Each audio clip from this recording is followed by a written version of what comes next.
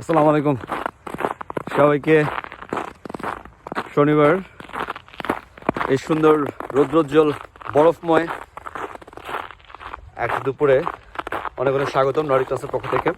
আমি আলান কথা বলছি সুইডেন থেকে। কেমন আছেন সবাই আপনারা? আমি আশা করছি আপনারা সবাই ভালো আছেন, সুস্থ আছেন। আজকে খুব সুন্দর একটা ওয়েদার, যদিও বরফে পুরো হামস্তাদ এবং হামস্তাদের আশেপাশের বিভিন্ন এরিয়া একদম আবৃত, তারপরেও দেখতে খুব সুন্দর লাগছে কারণ রোদ আছে চারপাশে। আপনারা দেখতে পাচ্ছেন ঝলমলে রোদ। সুন্দর সকাল ছিল। সকালে যখন ঘুম থেকে উঠি, ওঠার পর খুব ভালো লাগছিল, বিকজ সাধারণভাবে বরফের সময়টা আকাশ থাকে মেঘলা এবং চারপাশের যেই পরিবেশটা থাকে খুব অন্ধকার এবং খুব ডিমোটিভেটিভ আই শুড সে। কিন্তু আজকে সকালটা একটু ভিন্ন। গতকালকেও রোদ উঠেছিল, বাট সকালে নয়, একদম বিকেলের দিকে গিয়ে কিছুক্ষণের জন্য। আজকে একদম সকাল থেকে খুব সুন্দর একটা ওয়েদার, খুব নাইস। অনেক জায়গায় অনেকে পুলকা করছে। পুলকা মানে হচ্ছে বাচ্চাদেরকে একটা বরফের মধ্যে একটা স্লাইডিং প্লাস্টিকের একটা স্লাইডার দিয়ে স্লাইড করানো, উপর থেকে ছেড়ে দেয়, ও ঝুলতে ঝুলতে সুন্দর করে স্লাইড করতে করতে নিচে পড়ে। এটা খুব আনন্দদায়ক। এখানকার বাচ্চারা খুব বেশি এটা করে, আমরাও এটা করতে পছন্দ করি। ওখানে দেখতে, এই যে এখানে অনেকে পুলকা করছে। আমি আপনাদেরকে ওই যে ওইখানে পুলকা করছে, ওই যে সে তার বাচ্চাদেরকে নিয়ে পুলকা করছে, উপর থেকে নিচে নামলো। এদিকের এই হচ্ছে আবহাওয়া, চারপাশে শুধু বরফ, কিন্তু সুন্দর রোদ হওয়ার কারণে আকাশটা একদম পরিষ্কার, ব্লু স্কাই। আমরা আজকে যাব হচ্ছে হেলসিংবরিতে। আমরা আজকে ভিজিট করবো ইকিয়াতে, মিডিয়া মার্কেটে, আর যাব হচ্ছে মিও নামে একটা দোকানে। ইকিয়া সম্বন্ধে আপনারা জানেন, ইকিয়া হচ্ছে ফার্নিচারের দোকান। এই যে এখানে অনেকে দেখছেন ওই যে পুলকা দিচ্ছে, পুলকা বলা হয় এটাকে। এখানে ফিনল্যান্ডেও পুলকাই বলে, ডেনমার্কেও পুলকা বলে, সুইডেনও পুলকা বলা হয়। ওই যে বাচ্চা, ছোট একটা বাচ্চা আপনি দেখতে পাচ্ছেন, উঠে যাচ্ছে সে। তারপর তার ভাইয়েরা উপর থেকে তাকে ধাক্কা দিবে, সে সুন্দর করে পড়ে যাবে, পড়ে গিয়ে এদিক থেকে যে ওইদিকে যে স্লাইড করবে। It's fun kind of. Anyway, তো আমরা যাবো আজকে হেলসিংবরিতে। আমরা আজকে সারাদিনই থাকবো। আমার বন্ধু আছে আদি সেখানে। আদি হচ্ছে অডিও সিগন্যাল ইঞ্জিনিয়ার। ও ইন্ডিয়ান, সাউথ ইন্ডিয়ান, এবং আমার খুব ঘনিষ্ঠ বন্ধু, ফ্যামিলি ফ্রেন্ডস বলতে পারেন। তো আদি হেলসিংবরিতে, ওরা হামস্টারডামে ছিলেন এক সময়, তারপর হেলসিংবরিতে মুভ করে যখন তার জব হয় জেব্রা নামে একটা কোম্পানিতে। এটা এখানে সুইডেনে বলা হয় ইয়োব্রো। এই কোম্পানিটাতে সে audio signal engineer, project manager হিসেবে জয়েন করে, ইঞ্জিনিয়ার হিসেবে। তারপর প্রজেক্ট ম্যানেজার হিসেবে সে কর্মরত আছে এখনও। হামস্টারে থাকার সময় তারা ফার্স্ট ইন কন্ট্রাক্টে বাসায় থাকতো, তারপর তারা মুভ করে হেলসিংবরিতে। হেলসিংবরি হচ্ছে এখান থেকে, হামস্টার থেকে 40 মিনিটের দূরত্বে একটা শহর। হামস্টার হচ্ছে একটু বড়।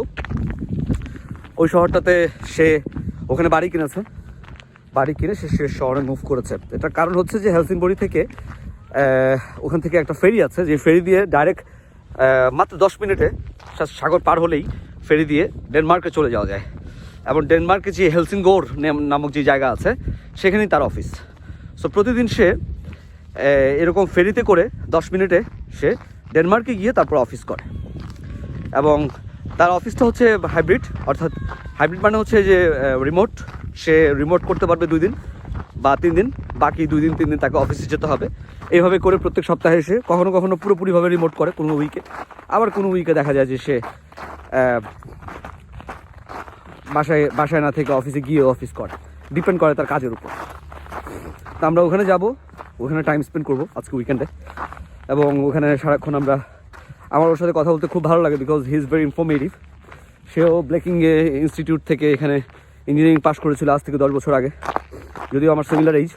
তারপর সে কাজ করে নেদারল্যান্ডে কাজ করার পর সে চলে যায় মালয়েশিয়ায়। সেখানে সে একটা কোম্পানিতে জব করে। ওখানে অনেক বছর থাকার পর তারপরে আবার সে সুইডেনে ব্যাক করে। সুইডিশ গ্র্যাজুয়েট হওয়া সত্ত্বেও সে বিভিন্ন দেশে জব করে এবং এখন প্রথম জয়েন করে সুইডেনের ফোনেট নামে একটা কোম্পানিতে, একটা সুইজারল্যান্ড বেসড একটা কোম্পানি। ওই কোম্পানি থেকে তারপর সে ইয়ব্রোতে অর্থাৎ জেব্রাতে জয়েন করে। জেব্রা হচ্ছে যে হেডফোন কোম্পানি, এই কোম্পানিতে জয়েন করে এবং সেটা হচ্ছে ড্যানিশ কোম্পানি। ডেনমার্কে গিয়ে সে অফিস করে এভাবে। তো আমরা ওখানেই যাব এবং তার ওয়াইফ হচ্ছে ডক্টর, ইন্ডিয়ান, এবং আমাদের হামসায় থাকার সময় তাদের সাথে খুব ভালো বন্ধুত্ব হয় এবং আমি একসাথে তার সাথে সুইমিং করতাম প্রতিদিন। আমরা একই ক্লাবে ছিলাম। তো সুইমিং করতে করতে আমার সাথে খুব ভালো বন্ধুত্ব হয় এবং আমরা ফ্যামিলি ফ্রেন্ডসের মতো হয়ে যাই। প্রত্যেক সামারে আমরা খুব এনজয় করি একসাথে। তো আজকেও আমরা যাব ওদের এখানে এবং আমরা তাদের সাথে মোটামুটি অনেক সময় স্পেন্ড করবো আজকে রাতে। তো এই হচ্ছে অবস্থা। আর ইকিয়া সম্বন্ধে আপনারা সবাই জানেন, ইকিয়া হচ্ছে ফার্নিচার কোম্পানি, ফার্নিচার মেক করে সারা পৃথিবীতে, ফার্নিচারের জন্য বিখ্যাত, অনেক বড় কোম্পানি। আমরা কিছু ফার্নিচার দেখতে সেখানে যাব। আর ইকিয়ার বাইরে আমরা যাবো হচ্ছে মিও, এটা হচ্ছে আরেকটা সুইডিশ কোম্পানি, যারা দে আর অলসো ফার্নিচার কোম্পানি, তাদের কোয়ালিটি এবং সব কিছু অনেক ভালো। সো মিওতে আমরা যাব। আমি মিও এবং ইকিয়া দুটারই আপনাদেরকে কিছু ভিডিও এই ভিডিওতে ধারণ করব এবং যাওয়ার সময় কিছু ভিডিও আমরা ধারণ করব, যেন আপনারা যাওয়ার সময় আসলে হামস্টার থেকে হেলসিংবরিতে যাওয়ার সময়ের যেই রাস্তাঘাট প্লাস হচ্ছে যেই ওয়ে, এখন বরফের মধ্যে কীভাবে ড্রাইভ করতে হবে বা কি, সব কিছুই ইম্পর্টেন্ট সবার জন্য আমি মনে করি। যারা এখানে আসবেন শীত প্রধান দেশে, ডাজেন্ট ম্যাটার যে আপনি কোথায় যাচ্ছেন, কানাডা যাচ্ছেন বা শীত প্রধান যে কোনো দেশেই lifestyle same kind of. So যদি আপনি দেখতে চান তাহলে দেখতে পারেন। আদারওয়াইজ আমরা ইকিয়া, মিও এইগুলো কভার করবো আজকে। আমাদের সাথেই থাকুন।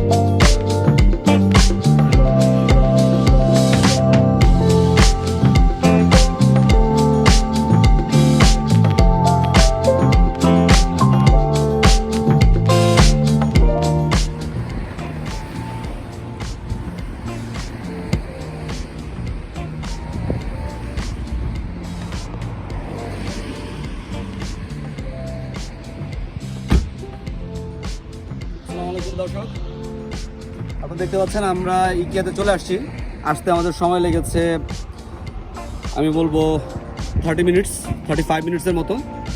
100 কিলোমিটার পার আওয়ার স্পিডে এসেছি।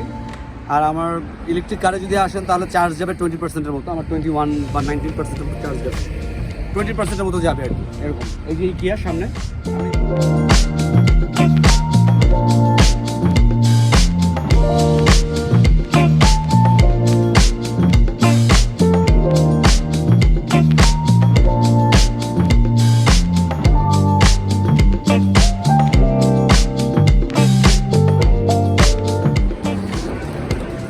ইকিয়াতে আসছি আমরা আজকে এবং ইকিয়া সম্বন্ধে কিছু বলতে চাই।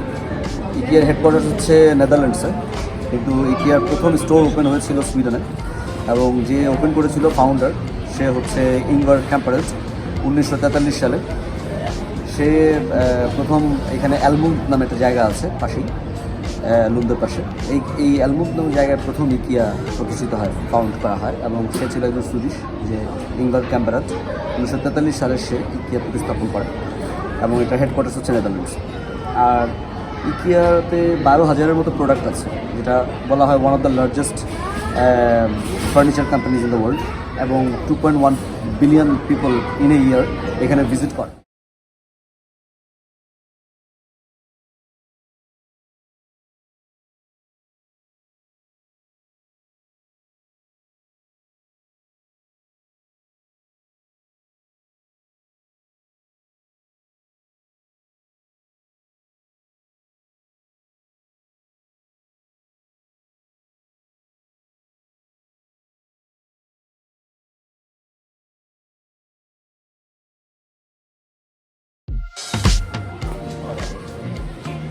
তো আমরা জিনিসপত্র কিনলাম, কেনার পর আমরা এখানে এই যে রাস্তাতে নিজেরা আমি স্ক্যান করতে পারবেন, নিজে স্ক্যান করতে পারবেন।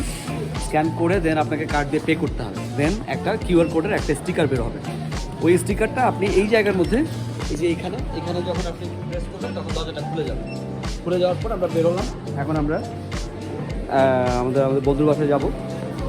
বন্ধুর বাসায় IKEA থেকে বেশি দূরে না, কাছাকাছি। তো আমরা আমাদের শপিং শেষ করেছি, তো এখন আমরা আমাদের বন্ধুর বাসায় যাচ্ছি। তো এখানে ফুল সার্ভিস আছে, ফুল সার্ভিস মানে হচ্ছে কাস্টমার সার্ভিস।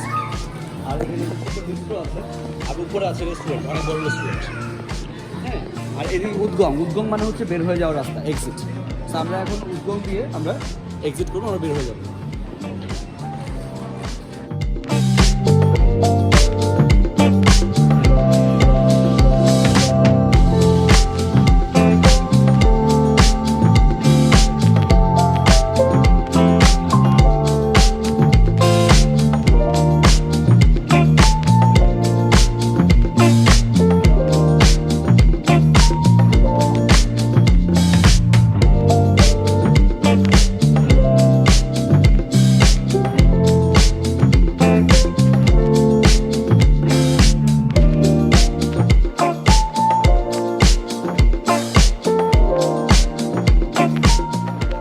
আমরা আবার হামসাতে চলে আসছি, এখন 7টার মতো বাজে।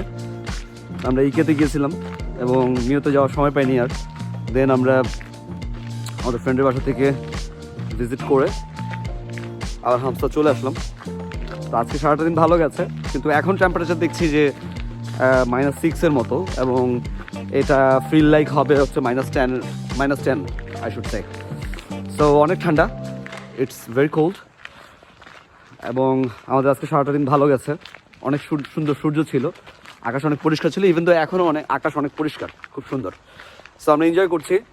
একটা ইনফরমেশন দিব লাস্টে, সেটা হচ্ছে যে যারা ভিসার অ্যাপ্লিকেশন মানে অ্যাডমিশন প্রসেস করে ফেলেছেন, অ্যাপ্লিকেশন প্রসিড করে ফেলেছেন মাস্টার্স প্রোগ্রামের জন্য ফিনল্যান্ডে, সুইডেনে, তাদের জন্য পরামর্শ হচ্ছে যে আপনারা অলরেডি ভিসার জন্য অর্থাৎ রেসিডেন্ট পারমিটের জন্য যে কাগজপত্র আছে সেগুলো প্রসিড করা শুরু করে দেন। Because it's very important. আপনারা যদি এখন থেকে স্টার্ট না করেন, ব্যাঙ্ক স্টেটমেন্ট প্লাস হচ্ছে আপনাদের ফাইন্যান্সিয়াল এক্সপেন্সের যে টাকা পয়সা দেখাবেন, তারপর আপনি সোর্স অফ ইনকাম দেখাবেন, আপনি আপনার স্পন্সরশিপের ডকুমেন্টস দেখাবেন, এগুলো যদি এখন থেকে রেডি না করেন তাহলে রেসিডেন্ট পারমিটের অ্যাপ্লিকেশনটা করতে অনেক দেরি হয়ে যাবে। এখন থেকে যদি সব কিছু রেডি থাকে তাহলে যখন আপনি ডিসিশন পাবেন, আপনার যখন অ্যাডমিশন হয়ে যাবে, আপনি সাথে সাথেই রেসিডেন্ট পারমিটের অ্যাপ্লিকেশন ছেড়ে দিতে পারবেন। যত তাড়াতাড়ি আপনি রেসিডেন্ট পারমিটের অ্যাপ্লিকেশন ছাড়বেন, তত তাড়াতাড়ি আপনি এখানের জন্য ডিসিশন পাবেন এবং তাড়াতাড়ি চলে আসতে পারবেন। সেজন্য আপনারা এগুলো নিয়ে কাজ শুরু করেন, প্রিপারেশন নিয়ে কাজ শুরু করেন, ডকুমেন্টস প্রিপারেশন নিয়ে। আমরা নর্ডিক ট্রান্স থেকে অলরেডি আমাদের সমস্ত স্টুডেন্টদের জন্য ডকুমেন্টস প্রিপারেশনের কাজ শুরু করে দিয়েছি।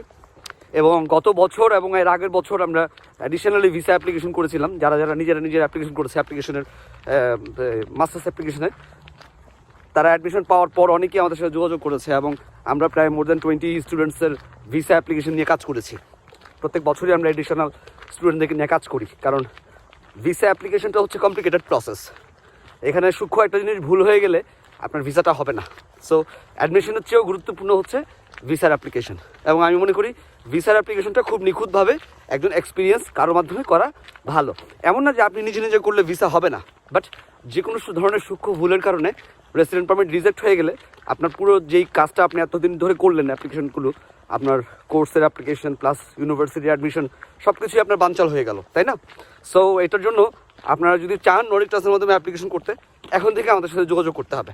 তাহলে আপনি যদি কনফিডেন্ট থাকেন যে আপনি অ্যাডমিশন পাবেন, তাহলে ভিসা অ্যাপ্লিকেশনের জন্য এখনই আমাদেরকে সার্ভিস চার্জ পে করে আপনি সাথে সাথেই ভিসার অ্যাপ্লিকেশনের জন্য যত ধরনের ডকুমেন্টস দরকার হয় সব কিছুই আপনি প্রসিড করতে পারবেন এবং আমরা এখন থেকে কাজ করা শুরু করে দিব। আমার মনে হয় যে এটাতে আপনারা সবচেয়ে বেস্ট সার্ভিস পাবেন। এবং আমাদের ভিসার কাউকে আমরা গ্যারান্টি দিতে পারি না, কারণ ভিসা নিয়ে কখনো কাউকে গ্যারান্টি দেওয়া সম্ভব না। বাট আমাদের এই পর্যন্ত ভিসার ক্ষেত্রে আমাদের রিজেকশনের পরিমাণ একেবারে 0%-এর কাছাকাছি। সো সেই ক্ষেত্রে আমরা বলতে পারি যে আমরা আপনাকে বেস্ট সার্ভিস দেওয়ার চেষ্টা করবো। সবাই অনেক ভালো থাকবেন, সুস্থ থাকবেন। আর নর্ডিক ট্রান্সের সাথে মাধ্যমে যদি ভিসা অ্যাপ্লিকেশন করতে চান, রেসিডেন্ট পারমিট অ্যাপ্লিকেশন করতে চান, তাহলে ইমেল করুন service@nordictrans.ac-তে। সবাই অনেক ভালো থাকবেন, সুস্থ থাকবেন। আসসালামু আলাইকুম, আল্লাহ হাফেজ।